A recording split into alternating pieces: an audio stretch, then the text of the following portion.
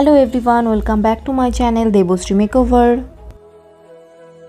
সামনেই বিয়েবাড়ি সিজন, তো কিভাবে মেকআপ করবে সেটা বুঝে উঠতে পারছো না, আর সব সময় যে মেকআপ আর্টিস্ট হায়ার করবে সেটাও পসিবল হয় না। তো এই ভিডিওটা থেকে শিখে নাও কিভাবে তোমরা উইন্টারে বিয়েবাড়িতে সেজে যাবে। আমি অফ ক্যামেরাতে টোনার ময়শ্চারাইজার অ্যাপ্লাই করেছি। তো টোনার হিসাবে আমি এখানে ইউজ করেছি ডট অ্যান্ড কিয়ের, আর ময়শ্চারাইজার ইউজ করেছি রিকোডের।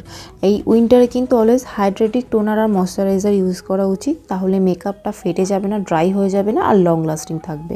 সবার আগে আমি আইব্রো ড্র করে নেবো। তো আইব্রোর জন্য আমি এখানে আই ম্যাজিকের আইব্রো প্রমেটটা ইউজ করেছি। কিউটি বিউটির কনসিলার প্যালেট থেকে আই বেসটা করে নেব, করার পরে একটু ব্লেন্ড করে নেব। তারপরে আমি ইউজ করব ম্যাকের স্টো ক্রিম। তোমরা কিন্তু ওটা ইউজ করতে পারো হাইলাইট পয়েন্টে, খুব ভালো একটা গ্লো দেবে মেকআপের পরে, কিন্তু এটা অপশনাল, তোমরা ইউজ করতেও পারো আবার নাও করতে পারো, ম্যান্ডেটরি না। আই মেকআপের জন্য আমি এখানে আই ম্যাজিকের আইশ্যাডো প্যালেট ইউজ করছি। বিগিনার্সদের জন্য এই আইশ্যাডো প্যালেটটা কিন্তু খুব ভালো, তোমরা এটা পারচেস করতে পারো। তো যেহেতু বিয়েবাড়ি মেকআপ আমি একটু গর্জিয়াস লুক চাইছি, তো তার জন্য আমি একটু শিমারি শেড দেবো গোল্ডেন কালারের। এবার অ্যাপ্লাই করব প্রাইমার। তার জন্য কালার বারের প্রাইমার ইউজ করেছি। প্রাইমার মানেই কিন্তু যে সারা মুখে ইউজ করবে এমন নয়, অনলি ফর টি জোনে ইউজ করবে।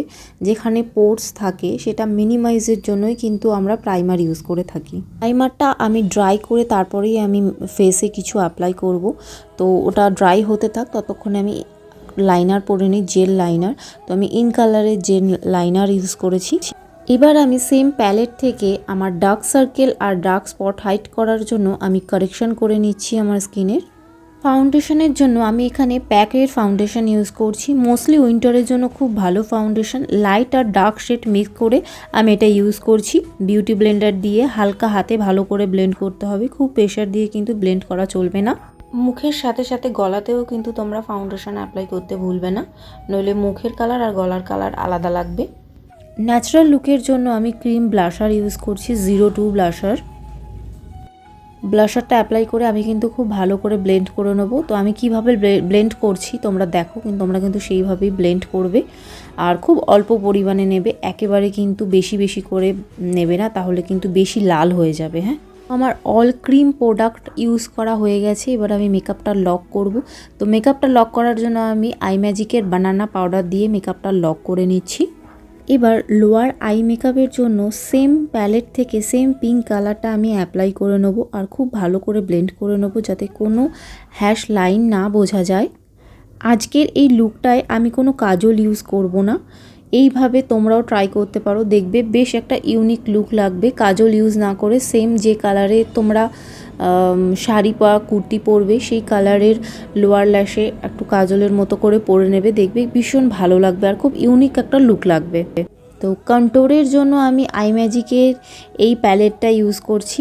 তো কিভাবে কন্ট্যুর করতে হবে তো আমি ভিডিওতে দেখিয়েছি, তো তোমরা ভালো করে দেখে নাও, দেখেই কিন্তু এইভাবেই অ্যাপ্লাই করবে। হাইলাইট পয়েন্টে আমি হোজো হাইলাইটার ইউজ করছি।